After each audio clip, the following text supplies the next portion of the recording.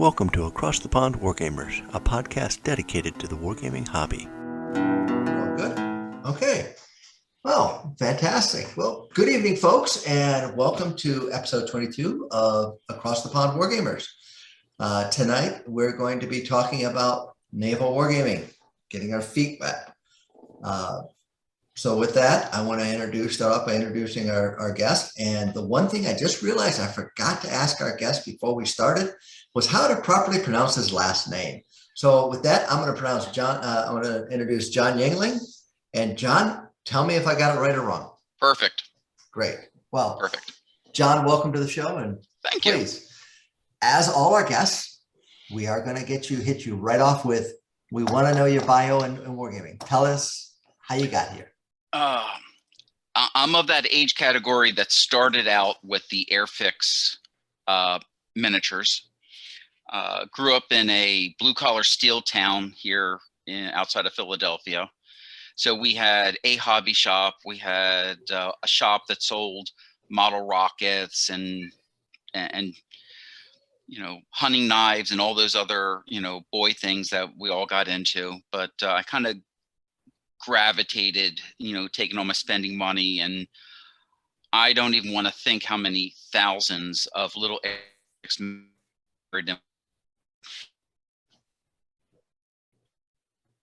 got into some role playing. The Airfix men, it's like Risk. If you roll a 6, it's dead, kind of routine. And then as a teenager, and I found this game called Combat Commander back from the 70s. Mm-hmm. And I bought another copy of it because I went, oh, wow, I really want to remember, how I use this.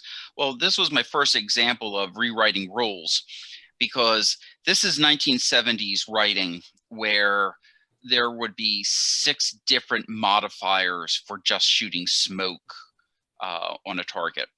I don't remember as a young teenager. I know I didn't use all the rules, but did some miniatures, did a lot of the board games, was a big fan of SPI. Through high school, did some role-playing games, joined the military, and found at my first duty station a hobby shop called Campaign Headquarters in Norfolk, of which I would take my hard-earned money and spend it on games and beer, and then I would waste the rest of it. So that's where I had, was really introduced really to the miniature side of it in greater detail, where people were, building the tanks, painting the tanks, and all of that. Serving on an attack submarine, there is not a lot of room on there. So occasionally we would go on deployment and I would,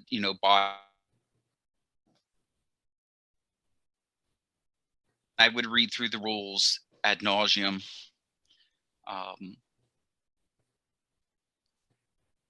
And then, never really getting a chance to try them out. Until Jon, can I interrupt for a second? You just said on deployment, because we had a bit of a glitch there. You just said when you went on deployment, you bought what? I would buy a couple of strategy and S&T magazine games, right? Okay. And take them with me. There was no room to play, but that was at least some reading material. As I advanced through the ranks, I had a little bit more space on a submarine, and bizarrely enough, I had a tackle box with some naval miniatures, and on off hours, I would, work on them or build them and go through that.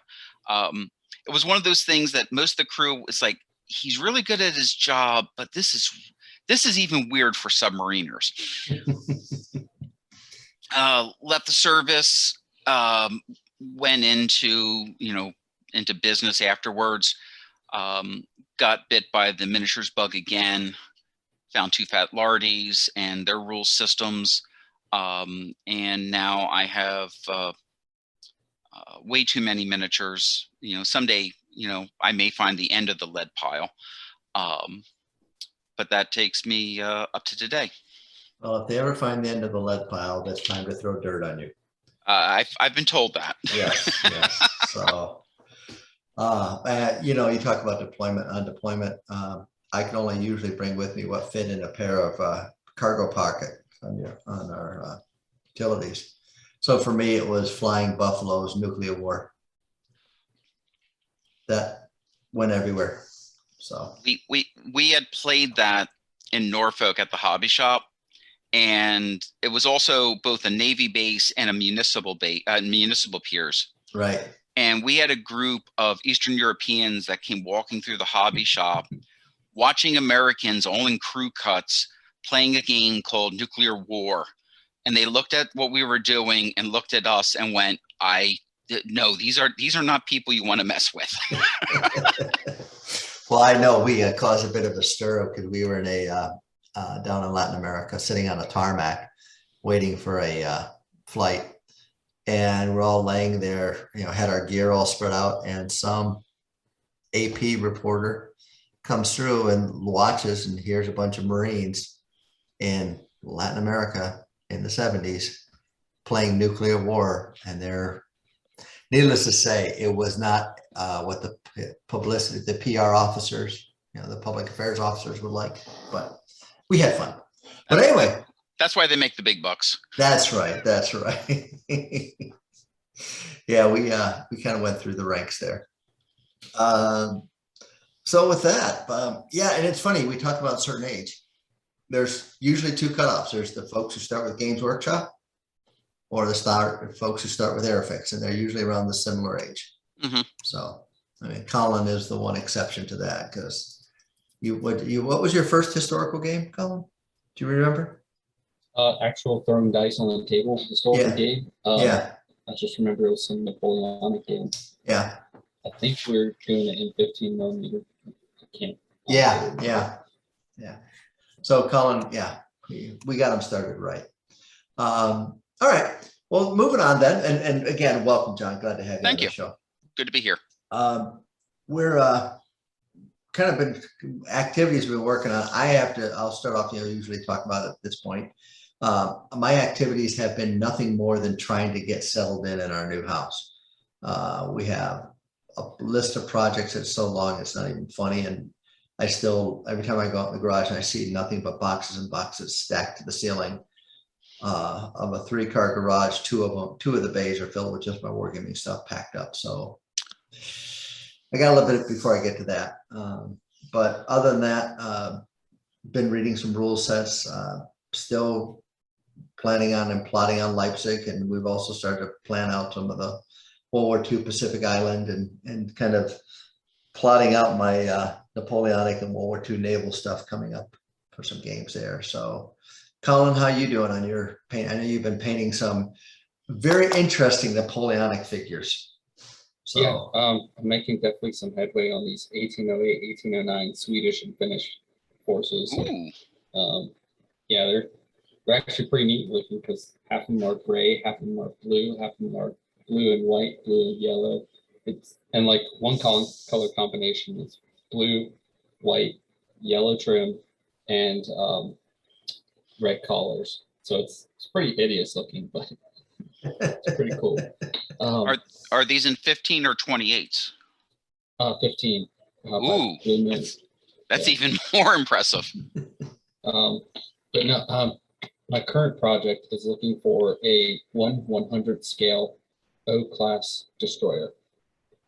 So I haven't found it yet, but I'm definitely looking for it. That way I can do the Operation Archery, where the Royal Marine Commandos and some Norwegian forces went up into Norway, and they went and raided a small, it was a cod oil plant, and they just raided it.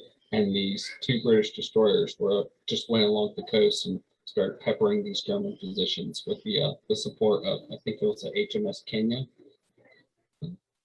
Okay. It was light, small, fast action, and I'd love to game it, especially because it gets my competitors in the fight too. So there you go. That's probably a 3D printing job right there. I'm looking for the model so I can put it together, just like the old days, where you buy the model, you put it together, and paint up. Yeah, it's just the 1/100th scale. That's a tad bit odd for model kits. Yeah, it is. And it's quite large for a destroyer, but I want to put it on the table. No, Sure. Well, we still got a 1/72nd scale flower class that I haven't built yet. That's still in the box. It's sitting out there. So that's What's that huge. been, 15 years? More than that, we got that before we moved to England. No, we got it in England. So it would have been 20 years, at okay. least 20 years.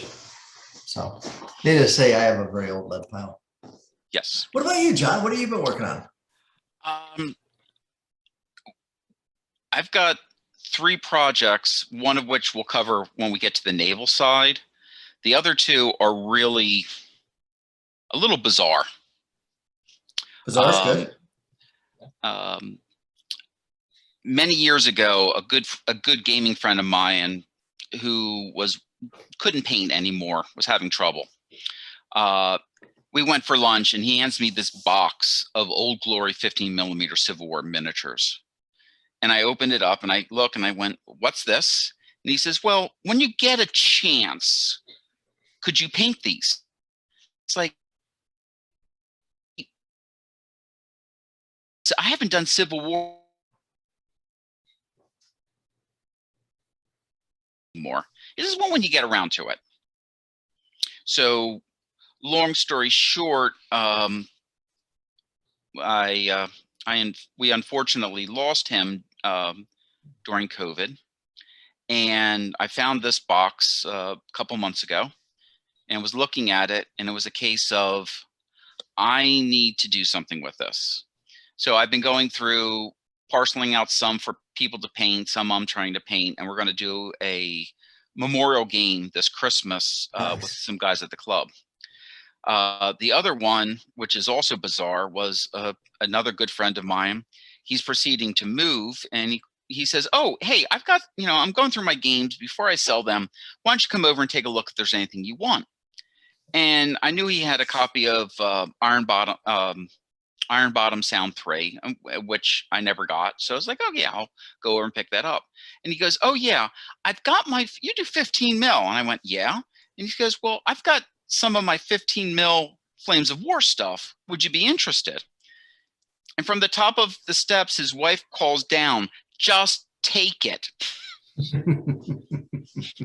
So he shows me, and I looked at the terrain that was in the box, and I says, "Yeah, I'll be more than happy to." So I pick up a box of terrain and 2 very small boxes of miniatures, and he goes, "No, no, no, no, no.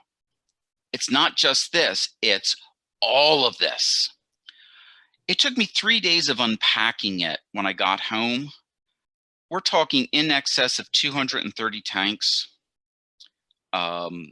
Soviet and Germans for the Eastern Front. And his only caveat was, just give it to a good home. Just make sure. So I've been reaching out to like friends that have children that are like young sons that are, it's like, you're doing 15 mil with them. I go, "Yeah." And says, "How would you like, tell me which size you want and I'll send it to you." They're going, "Well, what do you want for it?" And I went, "Nothing. I just want, these need to go to a good home." Mostly because in this collection, I now have 3 German Brumbars, which is the German assault. That's 1% of all the Brumbars ever built. I don't need 3, Right. And his was the typical World War II collection. So it was lots of King Tigers, lots of Tigers, a few Panthers, quite a few Mark IVs. But it's like, you really don't need more than 1 King Tiger on the battlefield. Right. Well, it's Flames of War. That's. Well, I love the miniatures. I don't play that game. I'm not a big fan of that. I don't want to disparage anything on this podcast. I will say though, Flames of War is not my cup of tea at all. Then please, if you can, that was wrong of me to say. Please take that out. No, you could say you're not a fan. That's all. That's not Okay. nothing wrong with that because you're not a fan. And people can play it all they want. I just Sorry. I will say I have tried Flames of War in keeping all the same scales, but trying it in 1/285th scale. Yes, I've heard good things about that. And it actually works well. So the rules aren't the problem. It's the scale that's the problem in that. So I thought that was an interesting piece there. So and I shouldn't say the problem. In my humble opinion, that's the problem. But they work well there. Yes. Yeah, calling 15 millimeter the wrong scale is kind of beef with me. No. See, with the right rules, they're good. Because 15, because what is it? No, yeah. What is it? Chain of command, or is I ain't been shot, Mom? Chain of command are both written to 15 millimeter scale, right? For ranges. I ain't been shot, Mom is great in 6 mil. Yeah, it is. It is. So, but no, it's he bought the Flames of War. I don't necessarily know he ever played Flames of War. Looking at the at his at what he's done, but no, they're going to be utilized now for What a Tanker and Chain of Command, and if someone wants to play, if any of my friends is looking for these forces and they want to play Flames of War, the forces are already based for it. So well, I tell you what, they're great models. They really did a nice job on their models. Very nice. And they're also they gave a new impetus within the hobby for 15 millimeter. But you notice that they have for 15 millimeter, but they've also, World War II wargaming has been popular, but they got Warhammer 40K players into the hobby. And it's the same thing. And I gotta commend Battlefront and Warlord Games both for doing that very well, getting people that were in the buy a box set genres of Warhammer and getting them into the historical piece there. And I think that's I got to commend both companies for that. And the rules, it was a very easy matriculation from Warhammer to Bold Action or Flames of War.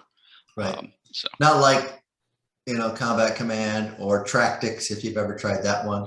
Yes, like that, I remember that.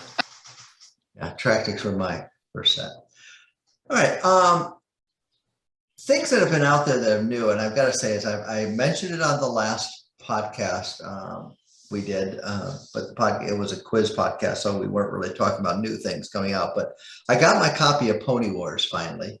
And I shouldn't say, and I don't mean finally as in disparaging how long it took, because it was going to take a long time. We knew that, but it's been very highly anticipated and very interesting. And I got to say, the publishing quality of it, the way it's pieced together, really top notch, in my opinion. I'm very pleased with it. I got to get some figures on the table and see how it plays out. If it plays the way I remember it from when I was, visited England in the 70s. Early 80s, and played a game. But it's just it looks really good. And I've got a copy of O Group finally. Which are relatively new, Von Reiswitz Press, the Two Fat Lardies folks, kind of a battalion level, which looks pretty interesting. I've got to say, I'm pleased with it. I think it could be a possible, I like battle group rules and Fistful of Toes for some of the larger organization structures, but I think I want to give this whole group a try to see how that looks for some of the island fights and such. I don't know. What do you do? Have you had a chance to look it over yet, Colin? No, I haven't. I've been trying to focus too much on painting when I can. Keep painting. One of us has got to paint. So I'll read the rules like when the game's in front of me and we're all moving things around, so that way I can slow everybody down and be that guy. Be that guy. Go for it. Okay. What about you, John? Have you tried O Group or any of those yet, or what have you seen that's out there that's new? I have tried O Group and I really like it. Yeah. And a friend of mine and I we got done playing it, and he says, "What do you think?" I says, "I think this is perfect for for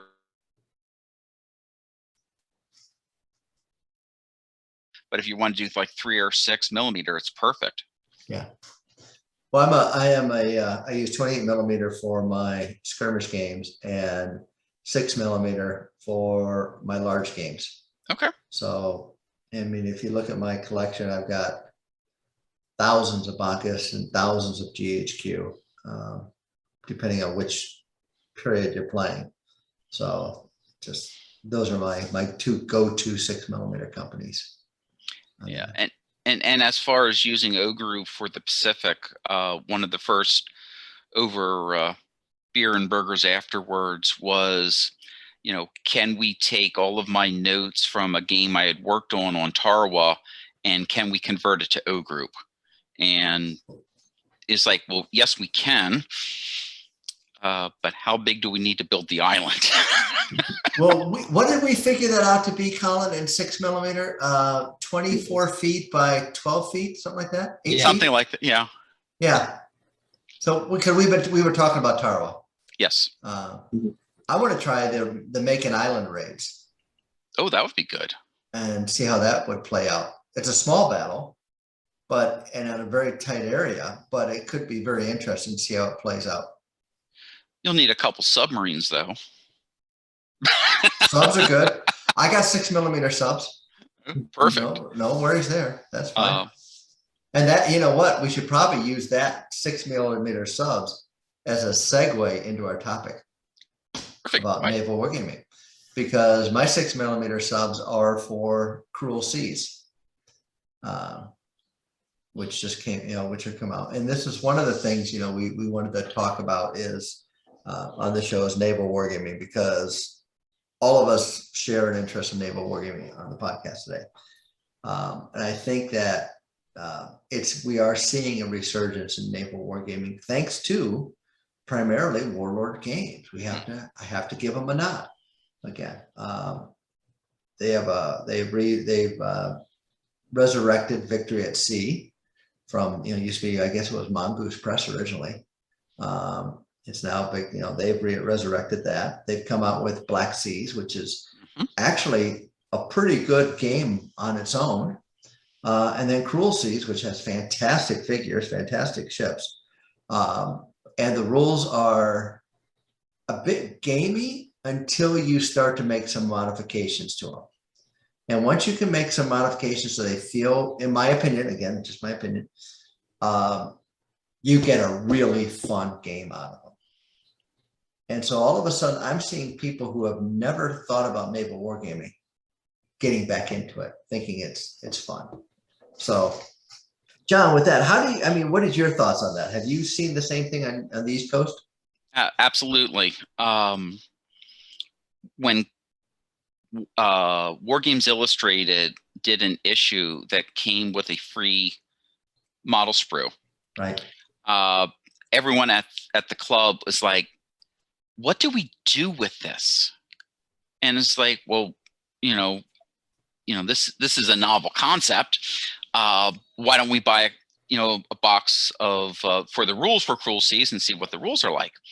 And the models are beautiful, right? All of them. Even going down to the roughest looking, Japanese transport that's in the entire system. They're all beautiful models. They're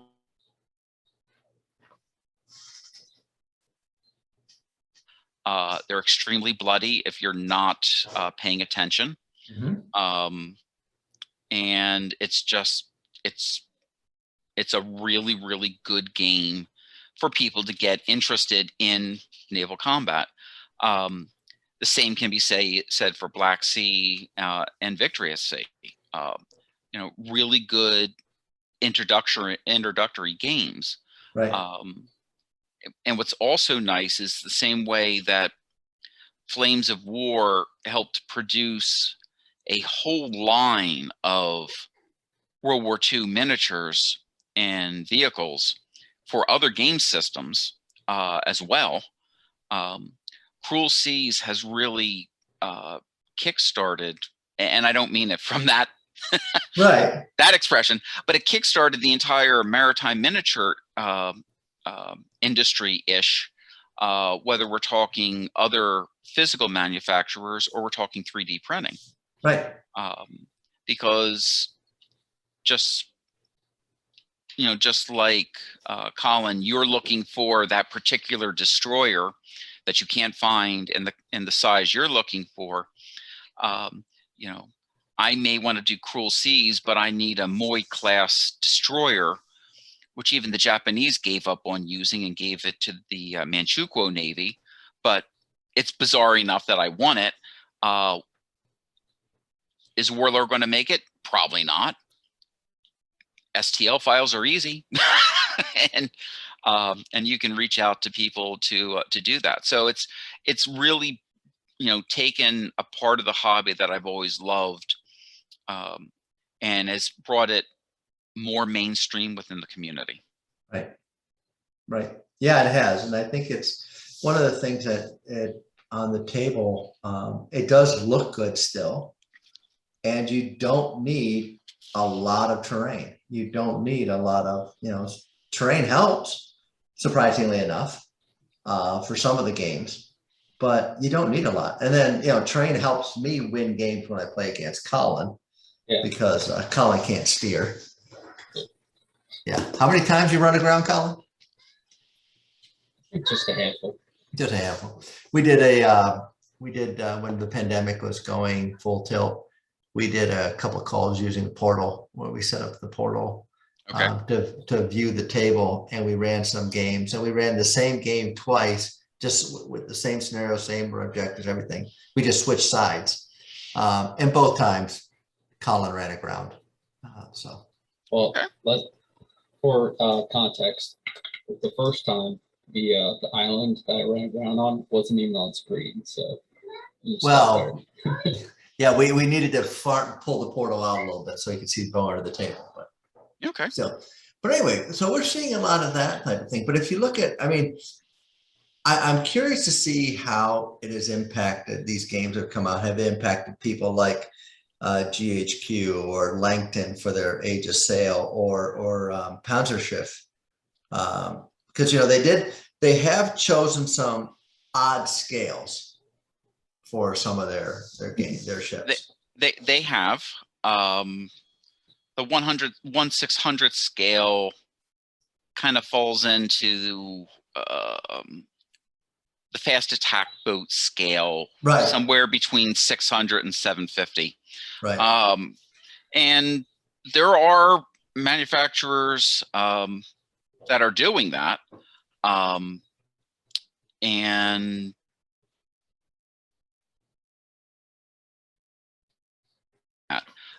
as far as is that kickstarting or moving ahead with GHQ, I haven't seen anything to show that. They have their own production schedules, right? And I mean I would put GHQ as one of the best manufacturers for 1/2400 ships, you know. Yeah. Oh, are definitely. not. Definitely. And, you know, so, you know, they're not, I won't say that they're following the Cruel Seas bandwagon, but I also, they haven't slowed down any. No, and I'm kind of curious as why they chose the scale they did for Victory at Sea, other than a marketing piece to ensure that you're buying their ships for their game. When you talk to Warlord Game, because Victory at Sea is what scale did they go with there? I forget, but it's not 1/2400, and it's not 1/1200. It's like 1/18 or whatever. So someone else has a Kickstarter coming out, and the scale of the miniatures were 1/4800, and it's like, I don't understand. Yeah, it's a retro game that they're bringing back out because that's the scale of the play.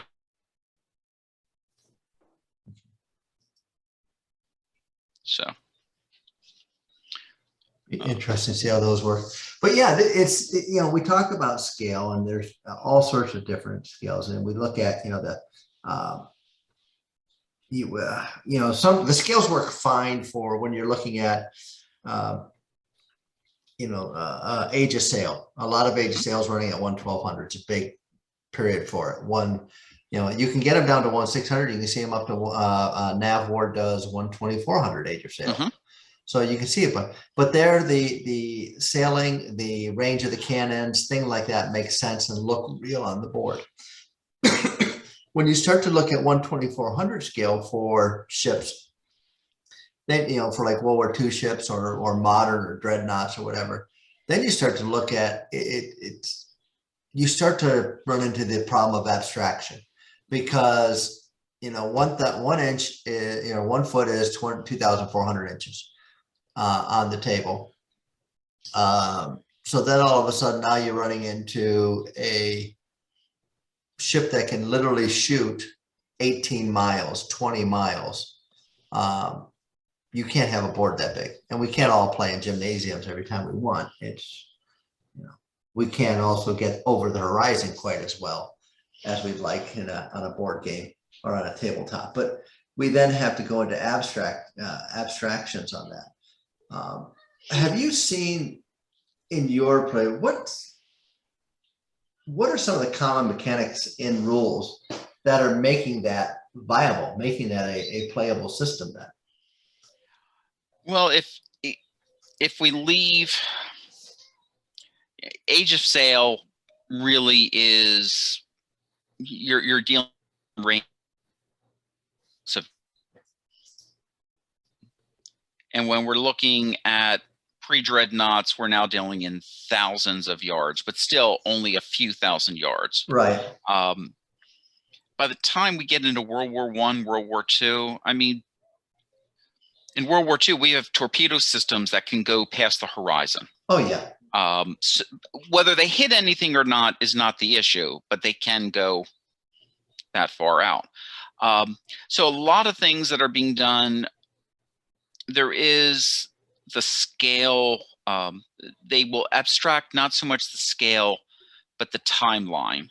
So you're steaming along and you're doing 5, 10, 15 minutes a turn until either you have a contact or there's some sort of event that is now going to compress the time down. Right. And at that point, it then becomes a little closer to the action. In general, until you get to the modern era, most actions are still going to be line of sight. Right. Right. Even with aircraft to spot for your guns, the guns still, or radar, it helps, but it's not the electronic eye that many gamers think it is. Right. Right. So that is one of the challenges from the abstraction with the scales, with the rules. A lot of the systems will also compress the fire rates. So if a gun may have a fire rate of 6 rounds a minute, well, we may be looking at turns being what is appropriate for that caliber of weapon. Right. So right. if you're doing a game that's looking at doing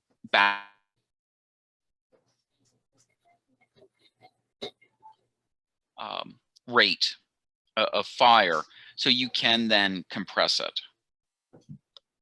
Hey, John, I'm going to take a quick pause here and say your bandwidth keeps fading in and out. You may want to chop your video. I don't Okay. know if that'll help you or not, or what will help you. I will do that. And if you want, I can move closer to. It's whatever works for you. We just keep. You drop off a couple times. All right. If I drop off again, then I'll move closer to the router. Okay. All right. Sorry about that. That's okay. I've been making logs of time because that helps me go back when I have to. Yeah. Edit. So I don't want you to edit too much. I will though. I mean, I won't. I know I won't edit too much, but I will have to do a little bit of editing. But okay. No worries at all. Hey, we talk about abstraction. There's a set of rules that I think really masters the abstraction out better than anybody else in when it comes to naval wargaming. I don't know if you still have your camera on so you can see these, but they provide such a good abstraction for naval warfare. I'm holding up a set of rules by a guy by the name of Larry Bond called Harpoon. And they are my book, the classic naval war game for modern war. And for the record, he is holding up Harpoon 2. Yes, yes. This is the GDW version. Right. And I say that because I'm on 100% agreement. Those are my favorite, air quotes, modern rules, because you're right. They do the abstraction with the time and skill very, very neatly. Right. Yeah. That just gives yourself a game that works really well. One of the things we talked about were different time periods. We kind of jumped right into this without going over some of the time periods in naval warfare. And you talked about dreadnoughts and such, but when we had talked, when we were kind of communicating before the podcast, you sent over a list of what you had periods of naval warfare, but you left one off the list that I was really disappointed you left off the list. And that is Age of Sail. No, you had Age of Sail on there. You had pre-1861 Age of Sail. Galleys. Everybody loves ramming.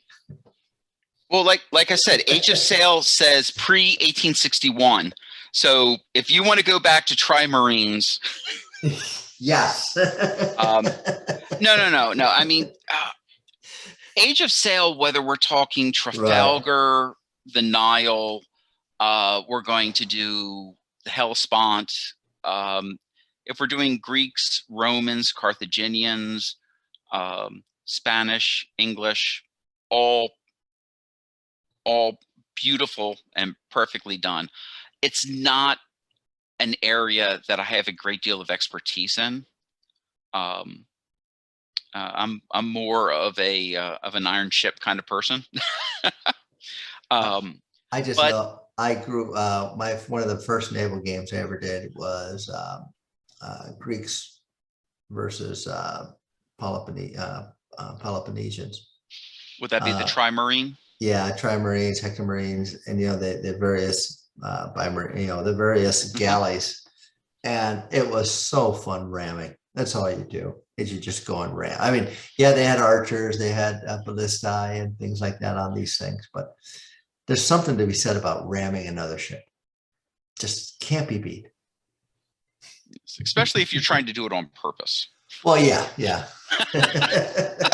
We've had a few. We did. I did a game at the CSS Noose Museum, or I ran a few games there in North Carolina, where the CSS Noose was an ironclad that was brought up, resurrected, or they pulled it up out of the mud, out of the river in Kinston, North Carolina, and I'd put on games there using oh my gosh, what was the name of the rules I used? Steam. Oh my gosh, I can't remember the name of the rules now, but they were steam for steam ironclads. Great set of rules. Anybody could play them, and it seemed like no matter what anybody had, everybody wanted to ram, and they would ram each other by mistake. At least they said it was by mistake, but they would still ram. So that was a fun one. Well, it's especially the galleys, the cogs, galleons. I mean, they're big, they're majestic. They're, from a model standpoint, they're beautiful. And those of us that are little boys that still remember all of those great 60s and 70s gladiator type movies, or Ben-Hur with the naval battle in it, which is how a lot of us got started. Yeah. Colin, have you ever seen Ben-Hur? I don't think so. Okay, you need to watch that one time. It's the original. Yeah, the original Ben-Hur, and it's more for the fight scenes.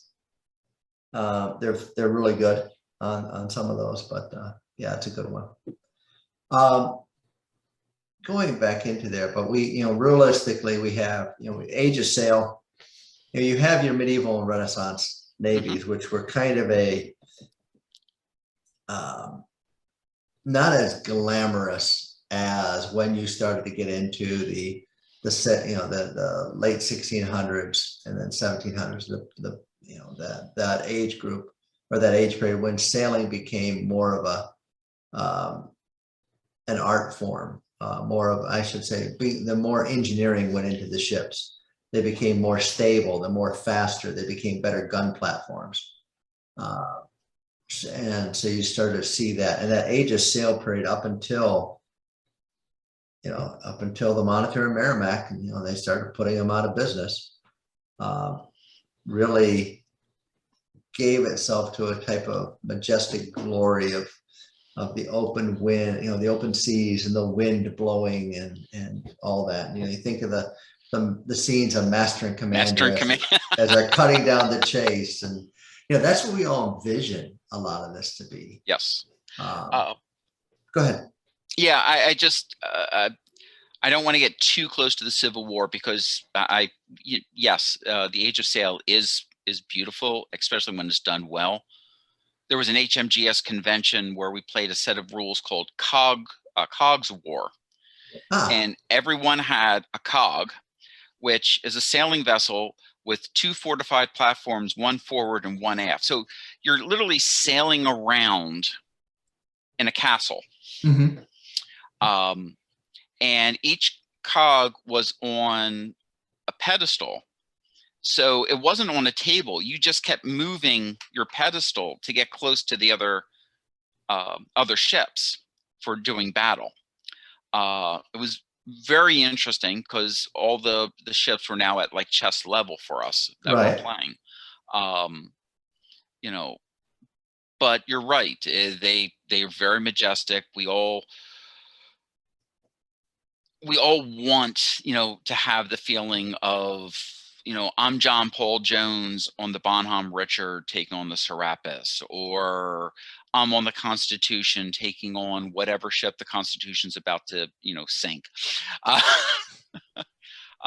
Yes, I also grew up on wooden ships and Iron Men. A good set of rules, good game, board game and miniature rules. And there were so many, and it's still a great resource because if you have the miniatures and you're looking for the scenarios, rules like Wooden Ships and Iron Men is just a huge scenario generator. Right. So yeah, it's a good set. Yeah, it's funny how a lot of these classic rules, the Age of Sail, at least in my estimation, we have with land battles where the rules and the games are becoming more, I don't want to say advanced, but they're morphing into something different. You can tell an old set of land rules does not give the same quality game or the same game, so to speak, as some of the new rules. So like, you try and do a platoon or a company size action with tactics and then turn around and do the same thing with I Ain't Been Shot Mom. The emphasis becomes less on the technology and the equipment everybody's carrying, more on the morale, the human factors within there. But yet, when you go into naval warfare, most naval games, it is still about the technology. Some of the training comes in and some of the morale comes in, but the technology still drives a big part of the game. So those old rules like Wooden Ships and Iron Man and there's one even before that, they still apply and they still give a high quality game, in my opinion. So hence why Warlord Games is able to resurrect Mongoose Publishing Games, which came out 20 years ago. So, and dust it off, polish it up, and now, wow, it looks great because it's new and shiny, but yet it's an old set of rules they brought up, and they've done a great job for doing so. I'm really happy they have. Yes. But and that, One thing you listed on when we were talking about periods, you mentioned submarines. Yes. Now, as a submariner, I understand why you have a sweet spot for them. But submarine warfare is very difficult to portray on the table. What rules have you found, or what methods have you found to be able to play a game, put a submarine on a table that represents the actions well? You either need an umpire or an extremely honest submarine player. You don't want a rules lawyer that's going to be trying to find, you want to make this more friendly to a convoy or the surface ships. The submarine games are nice as far as the rules are concerned. Harpoon has really good submarine rules. Right. There are other naval, and the thing when you're looking at the rules is, what do you want the game to portray? If you're trying to do aircraft and submarines and and warships, it's going to be very difficult to do that all in the same set of rules without getting bogged down in the rules. So Submarine by Avalon Hill, it's a board game. Yes. But its rules are, move over to miniatures very nicely. Harpoon for modern. Right. I liked Command at Sea for their submarine rules. That was the old Clash of Arms rule set. Yeah, I've got a copy somewhere here. Yeah.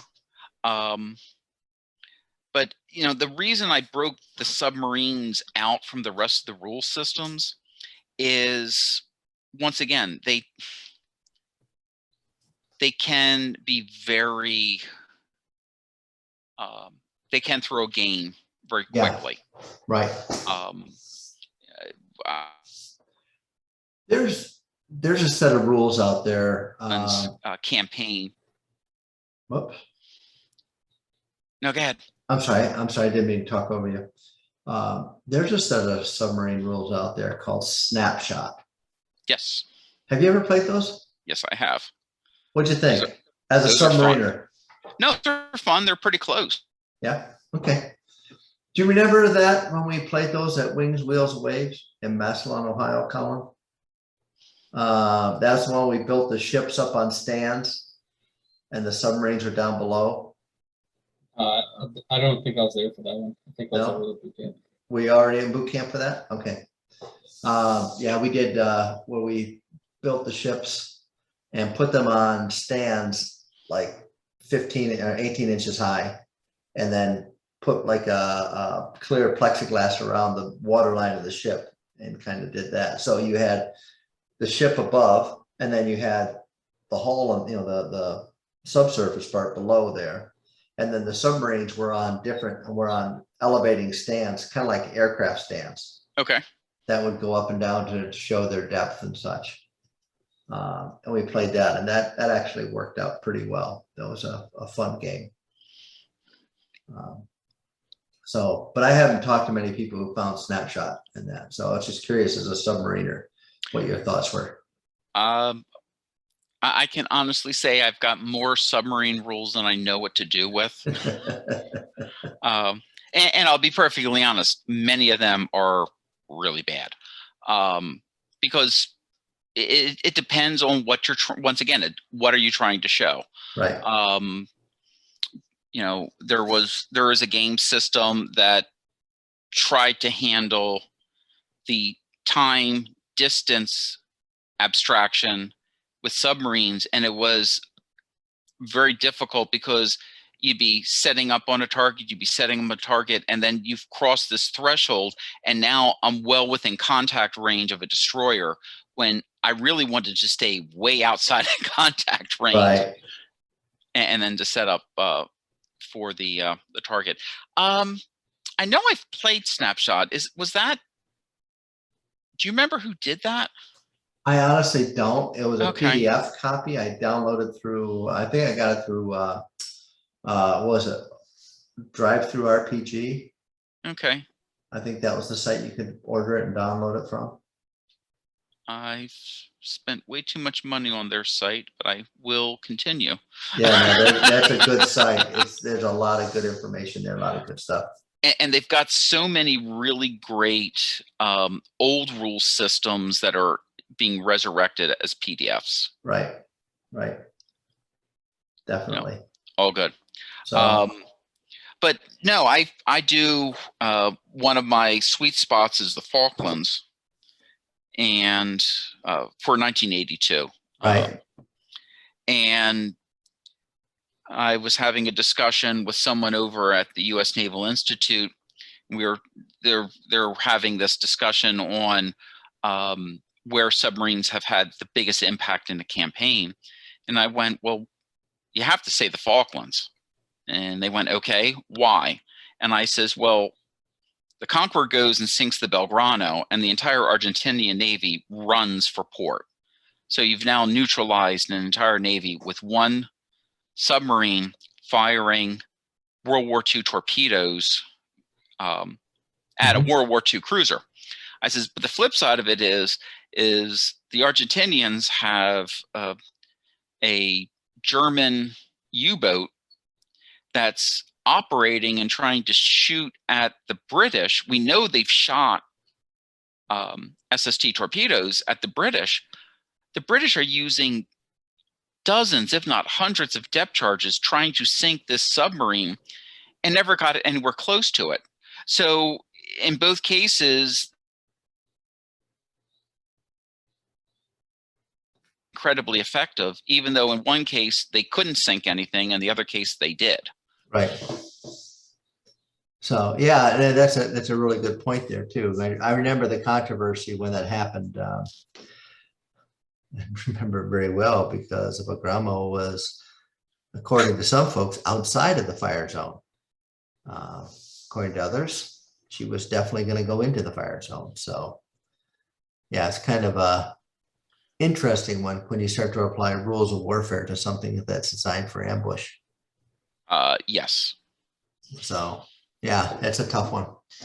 So, and you got to love it, because if you're running a submarine game, whether you're doing an attack on the Belgrano and her two escorts, or you're going after a World War II convoy, like in the movie Greyhound, Right. You only need a few ships. Right. Right. You honestly don't even need the submarine. We've had a few of those. But you just brought something up there too. Because my recollection of the Falklands were a lot of Skyhawks pestering the British Navy. The Royal Navy was not a fan of Skyhawks by the time that was done. Mirages were one thing, but the Skyhawks were really a major pay coming through.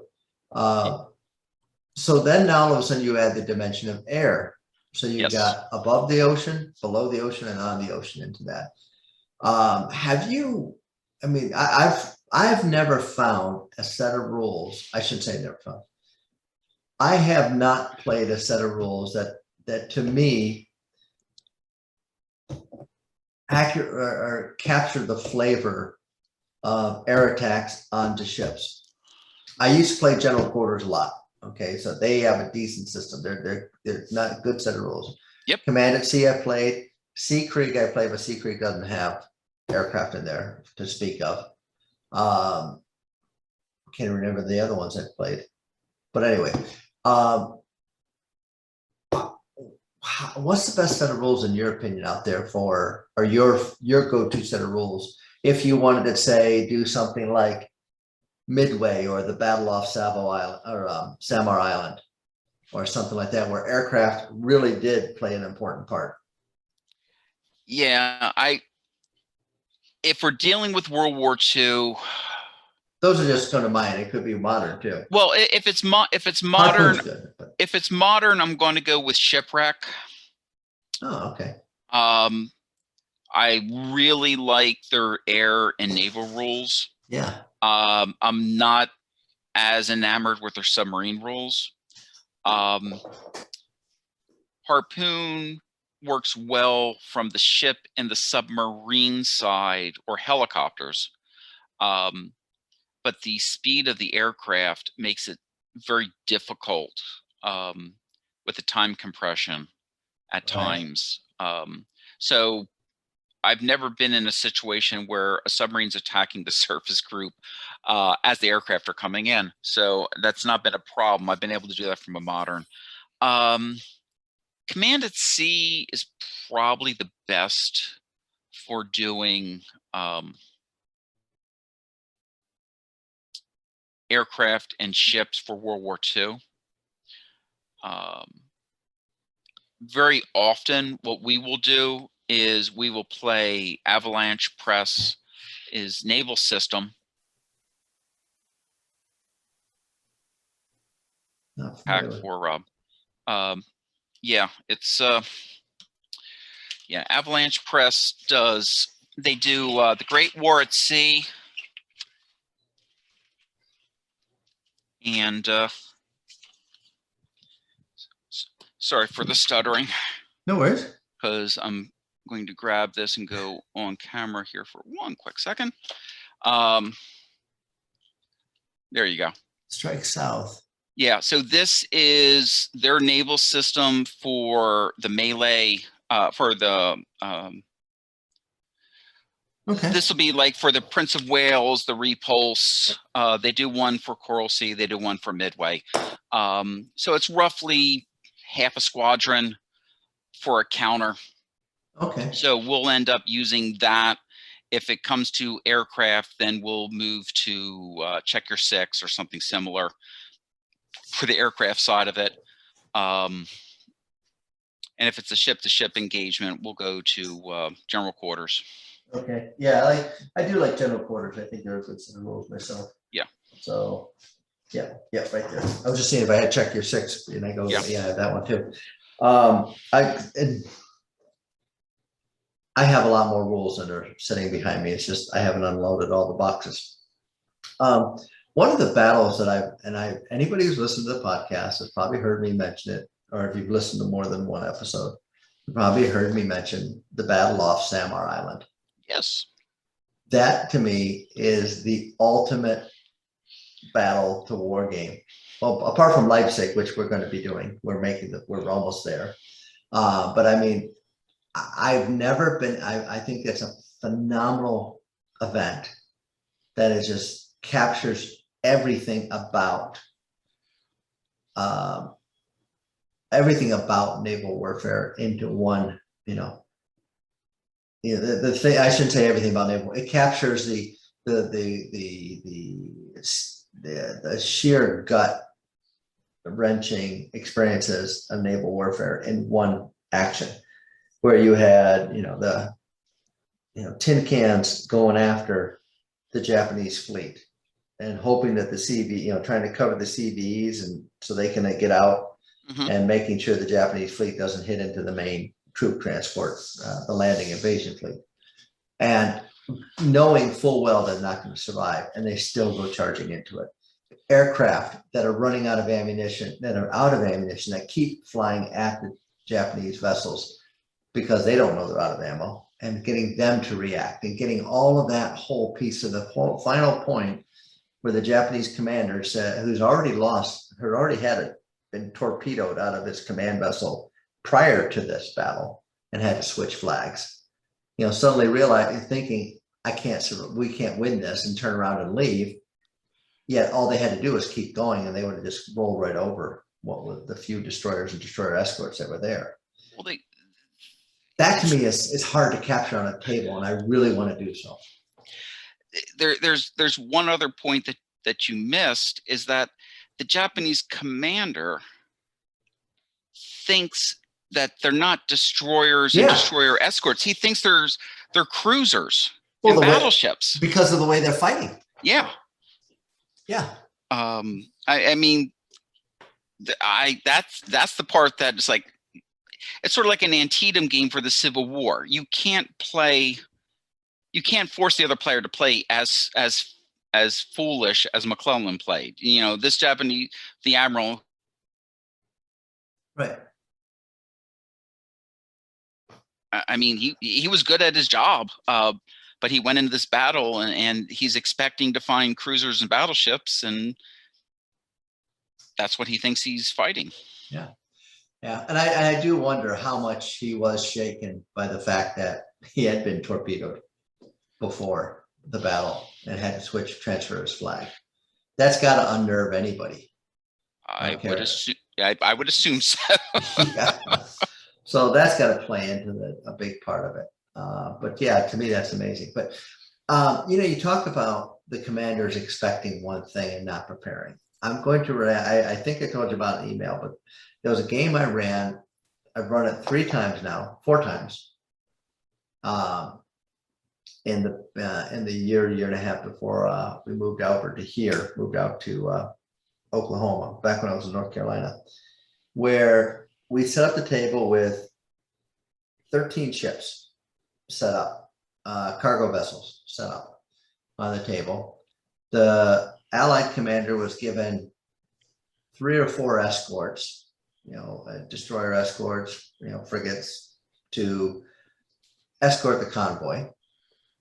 And the Axis player sat down at the other end of the table, and on the edge of the table, not on the table itself, you know, we'd always put a couple submarine models. And we tell the Allied commander, you need to escort this convoy across the ship. You know, you need to escort these 12 freighters across the ship, across the board, and get them off safely. All right. Now, if you remember to what I said at the beginning, there were 13 freighters put out. The first turn, everybody, you know, the Allied commander deploys their escorts how they want. Then they move them, then they do their move. And then they move, you know, the Allied commander then has to move all the freighters. All right. So they have plenty of opportunity to see that they're moving 13 ships, not 12, or not the 12 they're told. Mm-hmm. Turn 2 or turn 3, depending on dice roll, the 13th ship reveals itself as a German merchant raider. That becomes a fun game because nobody's expecting that. And suddenly the German player, all the German player has to do is get, you know, sink a couple freighters and get off the board safely. All right. The destroyer escorts need to not lose any freighters and take out the escort and take out the raider.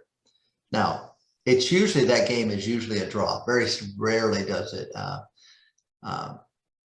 You know, I shouldn't say very rarely. It's usually a draw, but the Germans have the upper hand, because if they do it right, they just keep the freighters between them and the escorts. But that brings into the table the unknown, where people are expecting one thing and get something different, which I love to capture that. And I find it hard to do in naval warfare, just because the models, when you look at the models, you see what they are. So you can do this with naval. Mm-hmm. I'm going to use a Battle of the Bulge analogy. Right. Every tank was a Tiger tank.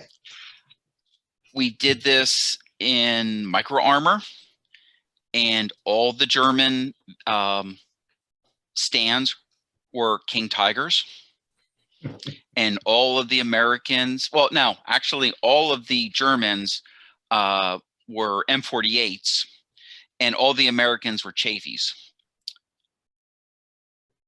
Okay. How'd that play out?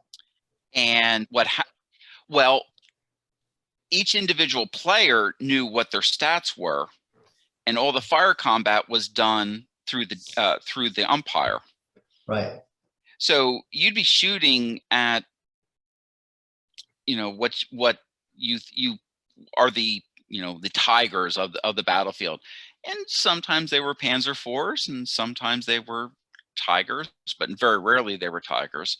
So, you know, you can do this from a naval standpoint, using blinds, using like a generic ship counter or Right. ship to do this. A lot of a naval system that I use. Oh God, now I'm drawing a blank on the name. I think it's Coastal Command. That sounds familiar.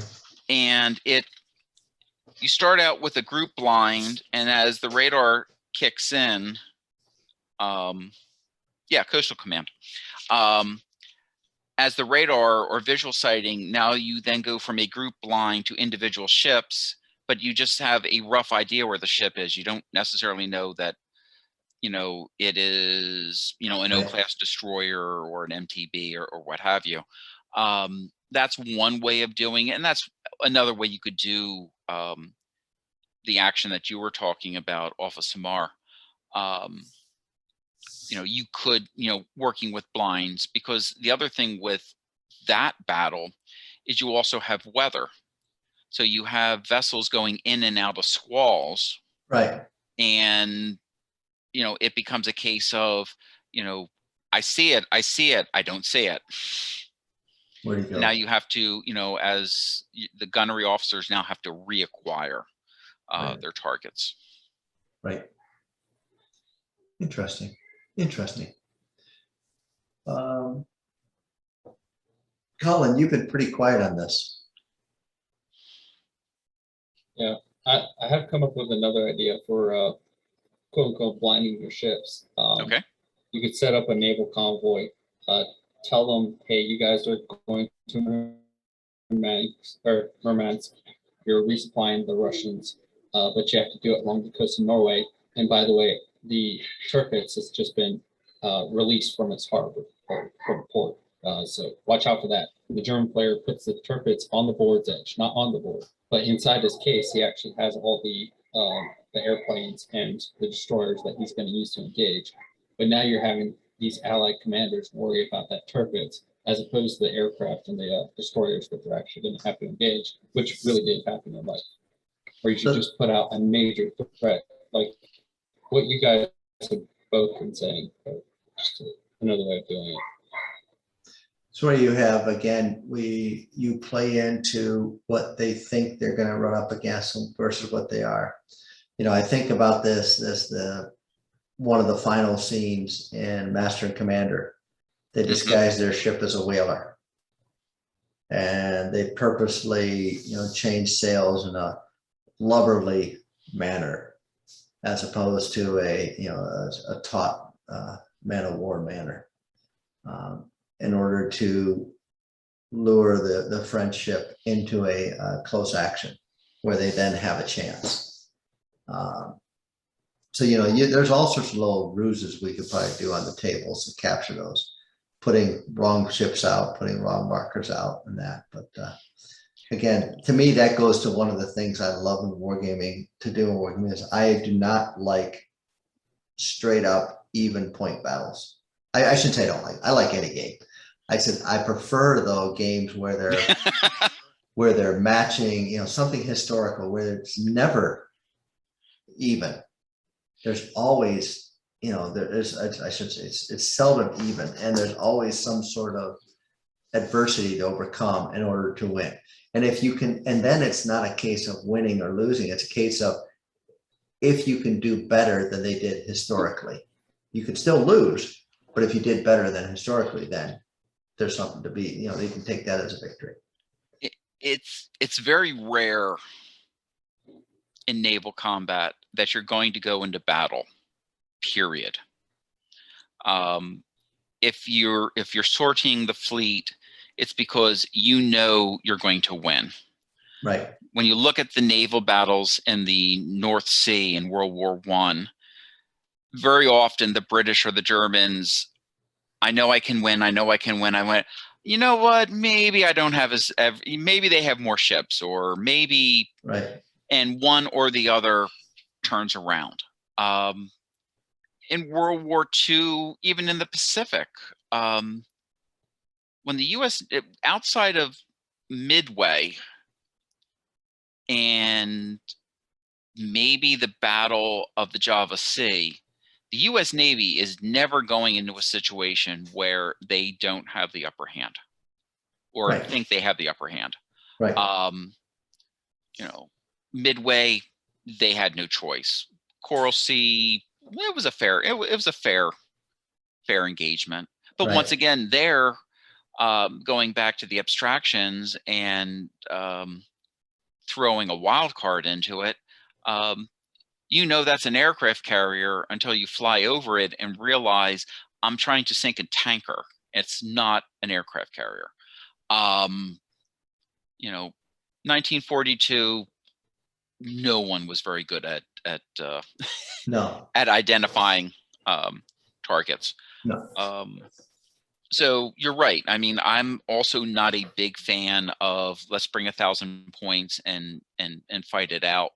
I actually like the challenge of a forlorn hope, or you know, I'm trying to get this convoy, this 3-ship convoy through. And this is very true of most of the submarine games. If you're playing the Japanese as the surface ships, I've got a 3-ship convoy. I have 1 escort.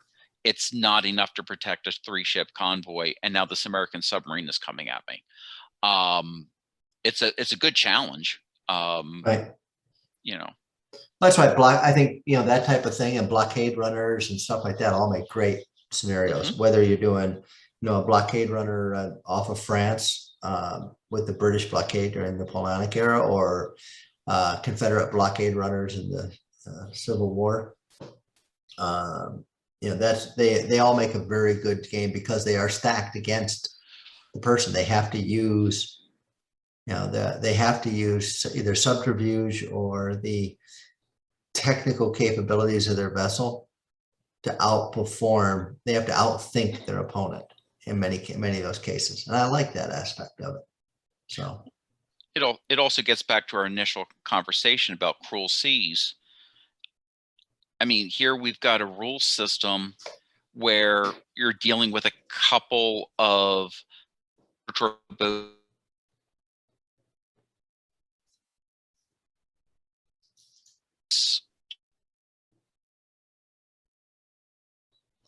you broke up there again, Really John. straightforward. I'm sorry. You broke up there again. So you said that's like cruel seas. You're dealing with a couple boats straightforward, and what were you saying then after that? I'll tell you, if and I hope we can do this again, I definitely will move closer to the router. No worries. John, we have no problem with having you back as a guest again. That's okay. Okay, I'm just don't worry. Don't worry. No, from the technology, just from the tech side. No, with cruel seas, getting back to the initial part where we start talking about this, is we're dealing with, you know, a few either motor torpedo boats or motor gunboats on each side. You're trying to protect a convoy coming through. So I mean, there's just so many, you know, possible scenario ideas. I mean, if you have 3 or 4 patrol boats, I don't care the Navy, you know, and then you have someone from the opposite side, you can create all sorts of scenarios. And it can be something as simple as there's 2 motor gunboats and you're being intercepted by a German E-boat, and one of the motor gunboats has just broken down, and you have to go through like repair rules or whatever it has to be, but the other one now has to protect you from this E-boat. Well, we're talking about 3 ships that most naval gamers would probably have in their collection. Right. So there's a lot of, you know, flexibility from that. Yeah. You know, you mentioned the cruel seas and the E-boats and that. We did a scenario with that. We got a hold of I want to say 1/350th scale LST. And I don't know if you saw how many AA guns those things have on them. Literally tons of AA guns. Now they can't depress as far as you'd want them to for an E-boat. So if the E-boats get within a certain range, the LST is toast. but if the LST can keep them off a ways, it does pretty well. But that's one where you can put it, what type of water you put it in makes all the difference in the world. Because if the LST has room to maneuver and to, and can kind of keep them at bay, keep them off a ways, it's going to win every time. But if the E-boats can get in quickly and get past the LST, it's not going to survive. So, that's another way that, another just little thing that you can do with the scenario is how you set it up, whether it's going to be a harbor attack, a open ocean attack, or coastal, or however. So, well, let's continue with that, because that's a great scenario idea. But let's have you have the LST, and Colin and I each have an E-boat. Now we have the issue of not only are each of us trying to sink you, but we now need to coordinate our attack. mm-hmm. And the one thing I do know about gamers is we are not real good at coordinating our attacks. Especially if you can limit the communications to, yes, where it has to be a limited communication. That really becomes fun. I did a limited communication Battle of Lisa, Okay. which is the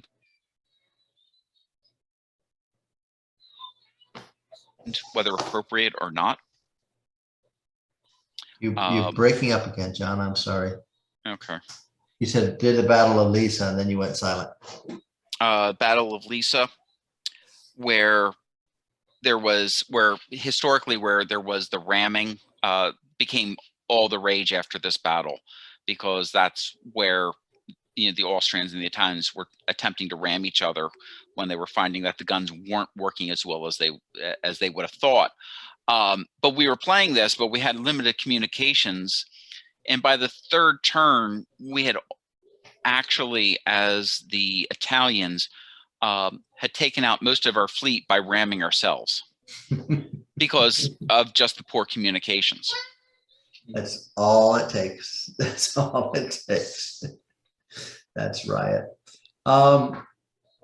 Looking at, I want to, keep aware, kind of one of the things that we haven't talked about is, we all of us here like Naval Wargaming and different facets of it.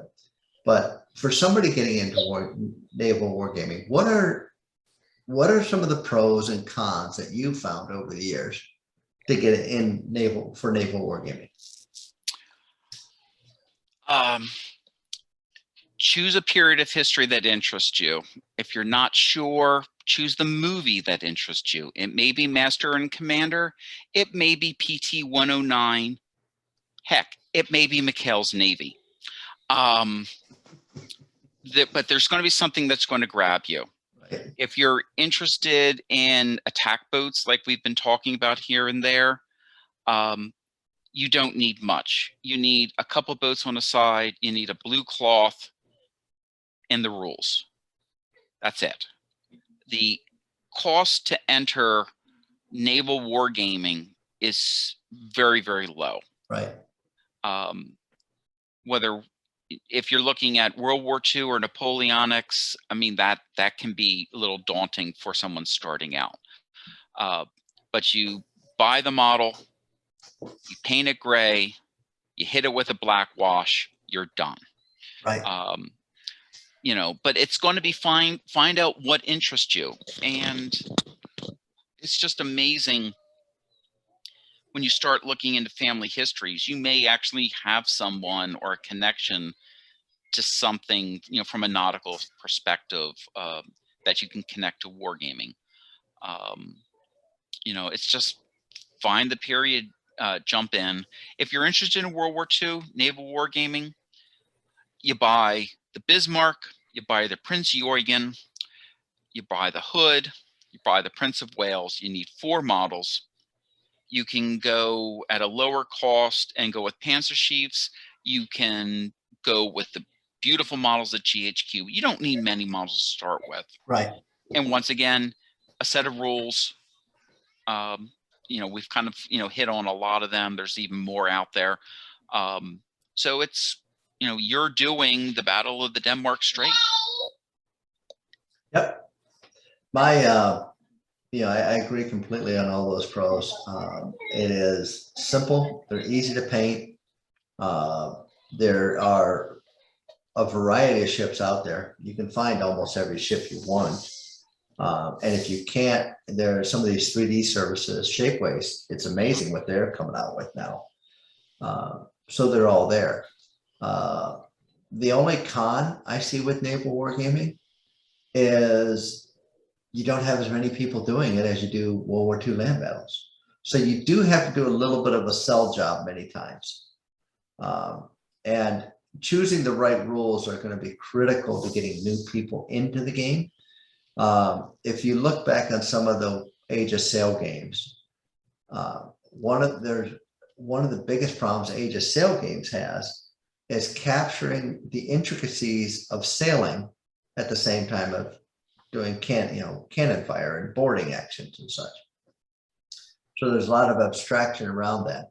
I think that's one thing where Black Seas really comes to the forefront is is how they abstract the sailing aspect of it. There's not much administration. Mm-hmm. In most naval war games, you will have some administration to do. So that's just a fact of it. There's some that are heavy in administration, which is a negative to many players. It doesn't bother me, but it's a negative. But there are some that have very limited administration, counting how much damage points, like Cruel Seas, for example. I can't remember the steam one we do for this. I'll put that in the show notes when I'll look that up. I can't remember the name of it now. But it's a fantastic ironclad in Civil War era battle. Is it the sail and steam navies? Is that it? That might be it. I think so. I don't know. I believe that's one that we play with our ironclads. Yeah. Okay. That's it then. That's it. So yeah, I just gotta listen to Colin. You know what you're talking about. I That'll don't. get you in trouble. Thank you. I appreciate it. It's greatly appreciated. And I'm scrambling through here to see if I can find some of the other. I'm pretty sure that's what it is. But oh well. Steam and sail navies or sail and steam navies. But we'll put those in there. I'm sorry, we'll put those in the show notes and that. But those are some good pieces there. Inspiration. You had touched on that. There's a lot of inspiration pieces out there. I know my big thing that got me into Age of Sail that inspired me was reading the Aubrey Martin series. Because, C.S. Forster's Aubrey Martin series were amazing. They're hard, they're not easy reads because of his very precise use of language and it's not like Hornblower where it's a little bit more simplified language, but C.S. Forster goes straight back to you trying to use the language and the nautical terminology of the period, which can be a little bit daunting when you're a young reader. That was my inspiration for those. And then I watched In Harm's Way, or They Were Expendable, were other ones that really got me going into naval wargaming. And it wasn't until, quite frankly, where were we? We were living in England when I found the book Last Stand of the Tin Can Sailors. Ooh, good book. Oh, I think everybody should read that. Even if you're not interested in naval wargaming, the human study that is of how people react in an adverse situation is, to me, amazing. You just can't believe the courage that those people display. It just, I just don't even know how to describe it. So, but those are my inspirations. John, what about you? What are some inspirations that you've had? And I hope I haven't stole all the good ones. I'm going to offer two areas for the inspiration. One is most areas have a maritime museum of one form or another. If you're on one of the coasts, you definitely have it. But there's, up and down the Mississippi and on the Great Lakes, there's many maritime museums as well. And you can go and find, there we go. You can find inspiration by taking a trip, field trip, or the like. Here in the Philadelphia area, on one side of the river, we have the Battleship New Jersey. On the other, we've got the USS Olympia from the Spanish-American War, Right. and the Bakuna from both World War II and the Cold War. But you go up and down the coast of the East Coast, West Coast. If you take a trip out to Hawaii, if you're on the West Coast and it's a little bit, more doable, you definitely have, you've got the Battleship Arizona and Utah that are still there. You've got the, I think it's the Missouri that's there at Pearl. And you walk the decks of these ships. I've walked the deck of the Wisconsin when she was in the Philadelphia Navy Yard. I mean, I was an active duty sailor and I was just in awe. I look at these guns and kind of go, oh my. It's like, and from a gaming perspective, it's like, I wonder what we can do with this. You've got the movies, you've got television shows, you've got the books. For you, it was Master and Commander. For me, it was the Alexander Kent novels, the Belithal novels. Right. Same difference. I mean, Right. they're both really good. Yeah, they are.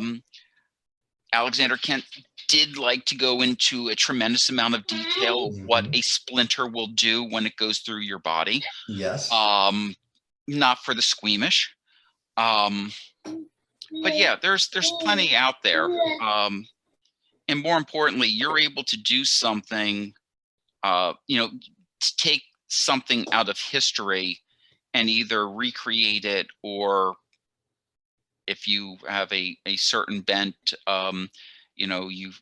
you're on the Prince of Wales and the repulse off of the coast of Malaysia, and you actually beat off the aircraft attack and now go after the Japanese convoys. So yeah, you can definitely, there is plenty of inspiration there.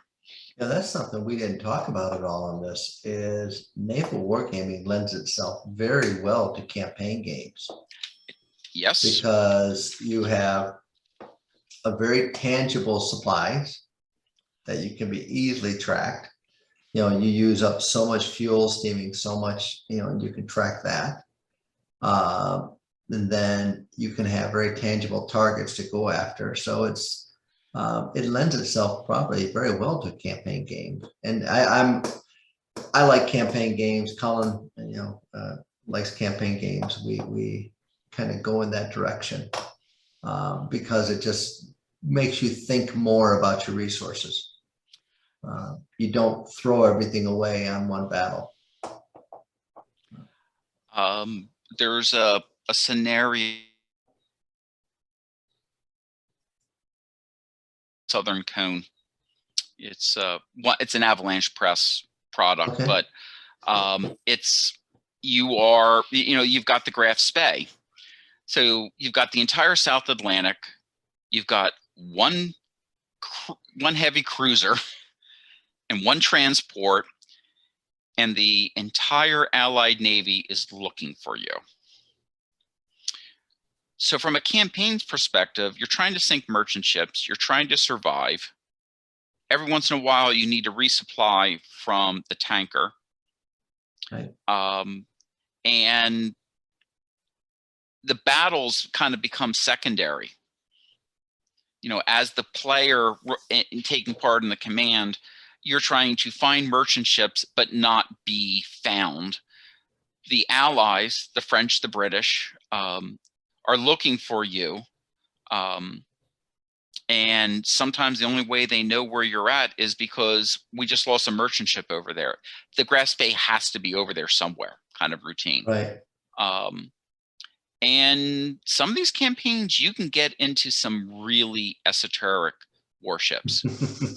So like the hunt for the Grass Bay, the French carrier Bern was involved, Right. which was this behemoth that really, how the aircraft got off of her is beyond me, because she wasn't very fast. So if the air wasn't coming across the deck the right way, she couldn't launch aircraft.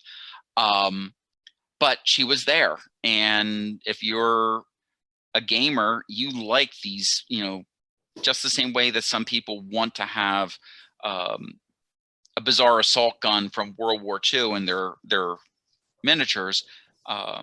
If you're a World War II naval gamer and if you have the British, well, then of course I need the Bern. Speaking, Colin, I'm going to switch subject slightly. What was the name of the German tank with 2 turrets that was only found in Norway? Oh, yeah. 3, and it's in Novofazu, I believe. Okay. Yeah. All right. Yeah. Because that, again, we have one. Been looking for one in 15 mil. 3D printing. Yeah. Yep. Yeah. So yeah, we have a 3D printer that we use. So it hasn't been broken out in a while, but yeah, it's nice. Well, I'm looking at this. I think we've kind of covered a bit. I think the last thing we want to touch on are resources that are available for the wargamers. I know that you put together a really nice list that I'm going to publish in the show notes, John. You talked about rules and miniatures. Oh, you know what? On your Civil War, you didn't put Bay Area yards. Got to add Bay Area yards. Very good ships. Thoroughbred are very good too. I've got most of my ships for them are by Thoroughbred or Bay Area yards. Okay. 1/600 scale. Great ships. Smoke on the Water. That's a great set of rules. I love those. Yeah, those are. That's really my good. go-to. Okay, great set of rules. But anyway, the Ironclads, Age of Iron, Hammering Iron. It's a big set. Steam, you've got Sea Creek, Rise of the Battleships, Tsushima, Fire When Ready, Perfidious Albion. I forgot about those. Those are good ones. Then we look at Fire When Ready. For ships again. Sorry, go ahead. Well, Fire and Ready is on there twice. No, I just read it. Yeah, you have it. You have it twice. You have it there, and then B, number B, letter B. The second one, the B means it's a board game that you can actually use the rules for miniatures. Good. Okay, good to know. Put that out there. You mentioned tumbling dice and 3D printing for your Steam, but Panzership are a very good set, a very excellent set of resin cast ships. I got to be very careful on how I say it because I don't want to start rumors of that. But I've heard that the scaling back his production. I don't know how accurate that is or not. He's out of Ohio. I've heard the same thing. I wish him the best. I've actually met him on a couple of occasions, met the gentleman who runs it. I actually drove to his house and picked up some ships from him when I was living in Ohio. True gentleman, real nice. I hope nothing happens to them, but they're outstanding company. Yeah, I can honestly say I have placed orders with them recently, and I'm very grateful because the majority of my American and Spanish American War fleets came from Panzership. Yeah, and he's been in business. I was buying from him in the early 80s. Yeah. I think I've gotten some from the mid to late 80s from him. So excellent set of ships. I like the rule. You talk about Fear God and Dreadnought. great set of Dreadnought rules. Then you have Sea Craig you mentioned in there, and then the early general quarters. Battleship GHQ starts in that period. Then GHQ, if you ever get a chance, folks, I really recommend GHQ for not only the Age of Sail, but also 1/2400 scale modern and World War II ships. They're great. I also use them for 1/285th scale or 6mm. But their ships are detailed in the World War II range. They're second to none, in my opinion. The GHQ Age of Sail ships are phenomenal. 1/1200 scale, excellent ships. I think the only company out there that outdoes them is Langton, and Langton miniatures are fantastic Age of Sail ships. Yes, some beautiful ones. Now, granted, Warlord Games, their ships are great. They work well. They're nice. They're a good quality ship. Great starter. Great way to get into the period. So fully recommend that. Go ahead. That's a great point, because you may start with Panzer Chiefs, where you're only paying a couple dollars for each, a few dollars for each ship. I mean, when you look at GHQ prices, they are expensive, but you're definitely getting your money's worth with their ships. Yeah. But you can start with your Panzer Chiefs and get the initial ships that you need to get started to find out if you really like these rules. So, you get those couple of battleships on each side. And if you want to then expand, or most of your stuff is Panzer Chiefs, but you really Right. GHQ. Yeah. For my navies, my World War II navies, all of my freighters, and I have lots of freighters, and a lot of my destroyer escorts and frigates and smaller vessels and submarines are almost entirely Panzer Chief. Now my big capital ships are GHQ because I like the heft of them, and I like the detail, because at that, when they start to get big ships, then you really do need to see the detail, in my opinion. Again, speaking of big ships, if you're trying to go Russo-Japanese War, Old Glory does 1/600 scale ships for that, and they are quite beautiful. I like them a lot. Well, 1/600. Yeah, they're big, but they're nice. It doesn't seem right for 1900s warfare, but for the Russo-Japanese War, that scale does work a little bit. I mean, yeah, you do have to abstract a little bit, but it does work with that scale, and it looks very nice.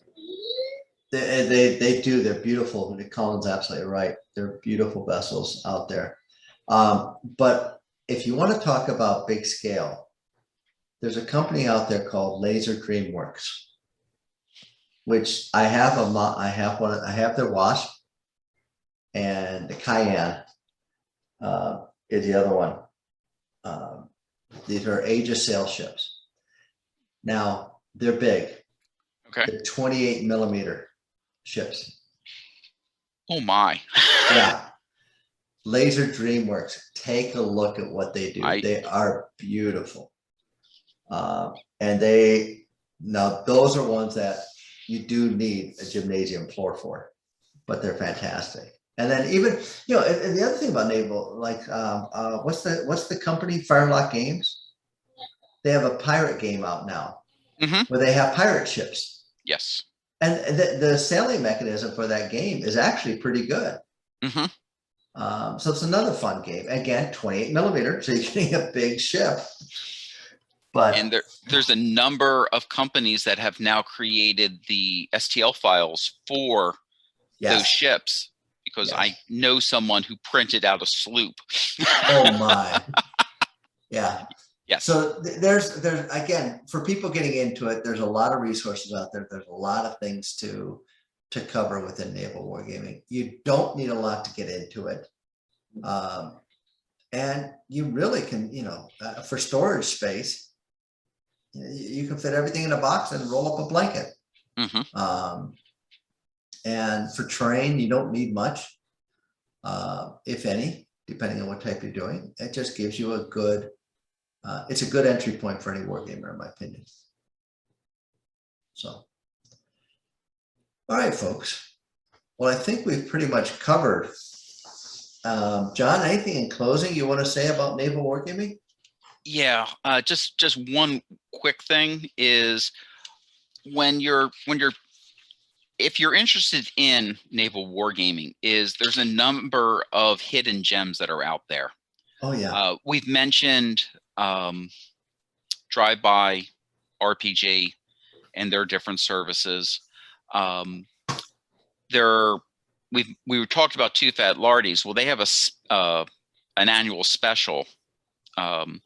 And they actually released a set of naval rules for coastal boats back in 2011. Other magazines like War Games Illustrated and, yep, Kiss Me Hardy. I didn't want to head down that path because that would take us another hour. Yeah, right. But WSS rules every once in a while. Yeah, War Games Soldiers and Strategy. They've done a couple naval systems where they've had either rules or discussed them. Right. So if you're interested in land combat games and you're already getting these magazines, you may have some resources there that you weren't aware of, or you may need to go back and look at some of the old magazines again. Right. There's also a website, and I haven't looked at it in years. I hope it's still out there. That was a listing of free war game rules you could download. And I forget what it was called. I'll have to look it up. I'll put it in the show notes. I'll research it, find it, and put it in the show notes, folks. But you could download some rules for free, and that's a good way to get started as well, just to see if it has any enticement for you. So. I know the site you're talking about. There's another one that I want to mention is War Times Journal.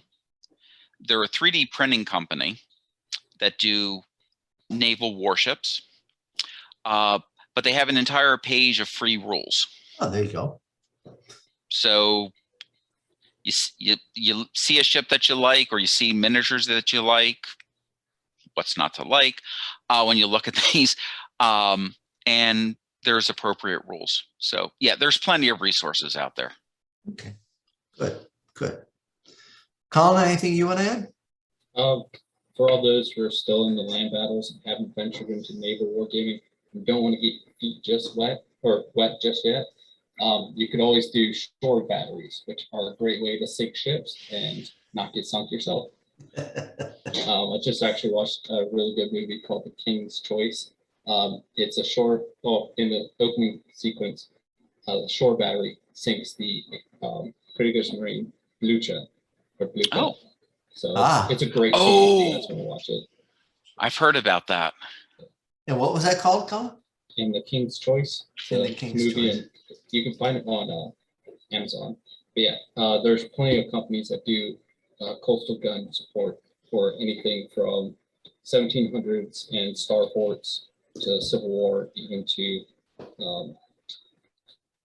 right. World War II, because then you start getting into the missile age. Yeah. Clash of Arms for the Command at Sea did a supplement. I think it was no sailor but a fool. Right. I remember and that. It was perfect. I mean, you could game out the naval aspects of doing the landings at Tarawa. I wouldn't advise it because I tried it, and it was it was interesting, but there was also a certain amount of bookkeeping. But yeah, the landings in Norway are a great example of taking ships into a location where rightfully you really shouldn't be doing that. Now, Yeah. and in the movie, Colin, did they also have the band on the end of the Blucher when it went into Oslo? No, I don't think so. Okay, because that was one of the comments I remember reading up on that campaign. And not only was the entire headquarters command on the Blucher, but they also brought the military band. It's like, yeah, you actually thought you won the battle before you won the battle. But you see, the Brits did it there, right, when they did that Operation Archery, and of course, Major Jack Churchill stood on the bow of the landing craft playing the bagpipes. Churchill was one with the claymore, carried the claymore sword. He used the claymore sword and the English longbow. Yeah, that was it. He had the longbow too. Yeah, I heard a story about, and I'm sorry, this is away from naval gaming. No, that's okay. This is great. Was they had talked to a German that actually had him in his sights during the landing, and they says, well, why didn't you shoot him? And we looked at him, we figured he had to be mad. Yes. And in hindsight, they're pretty close. He was crazy. Yeah, Mad Jack Churchill. Mad Jack Churchill. Yeah, he's didn't somebody make a figure of him? I think Warlord Games did it. They bought a company's figure of him. I'm not sure on that. Was it Warlord Games or was it War Games Illustrated Heroes in Miniature? Oh, I'll have to look that up because those Heroes in Miniatures are pretty good. I like their series. So, all right, folks. Well, I do appreciate it. Well, I mean, we could go on. There's a lot more we could cover in Naval Wargaming. I mean, you could make. I know the Veteran Wargamer podcast did a show on Naval Wargaming where they just talked about pre-Dreadnought, and they spent a whole hour and a half talking about pre-Dreadnought, and it was very interesting. So you could do the whole period. You can break up any of these periods into an entire episode. So we unfortunately don't have the time to do all that, but I would advise anybody who listens to this, if you're not a naval wargamer, give it a try. You can pick up ships cheap, even try it with some counters just to get a feel for it. You don't need a lot of terrain. Painting is simple if it's World War II or late, other wargaming. Rigging can be a bit of a pain on Age of Sail, but still, it's not that bad if I can do it. Give it a shot. You'll find a whole new dimension of wargaming, and your lead pile won't be as large because you don't need 2,000 miniatures to do a big battle. So, all right. Well, with that, I do want to say, John, it's been great having you on. We've really enjoyed it. Thank you. It's been a good topic. Thank you both. And you'll be welcome back. Colin, I think we have a couple shows that we're trying to line up here. So unfortunately, we don't have the exact date set out for our next guests, but we have another quiz episode coming up, and we do have a couple of the guests lined up. We're just trying to get the dates lined up for those and get those configured. We will put links in our show notes to the various companies, and we mentioned a lot of companies here today. So I'm going to have to try and do a lot of research on putting links in there on the show notes so you can look them up and get to them. I will say we do have a Patreon page. If you guys, if anybody wishes to support us on that, any money that we get from Patreon does go. We do donate to charity once a month or once a quarter. That is something we do that we've started. The quiz shows are determining who's getting the charities, the money raised, on which charities, but that's something we're doing as well. So please visit our Patreon page. There will be links in the show notes to that as well. Colin, do you have anything to say before we wrap up? Nope. Thank you for listening. I hope you have a great evening. All right, thank you. And John, once again, thank you very much. And to all of our listeners out there, no matter which side of the pond you're on, thanks for listening and keep wargaming. Bye now. Bye. Thank you for listening to Across the Pond Wargamers, and to all of our fellow wargamers out there, no matter which pond you are across, we hope you enjoy your gaming.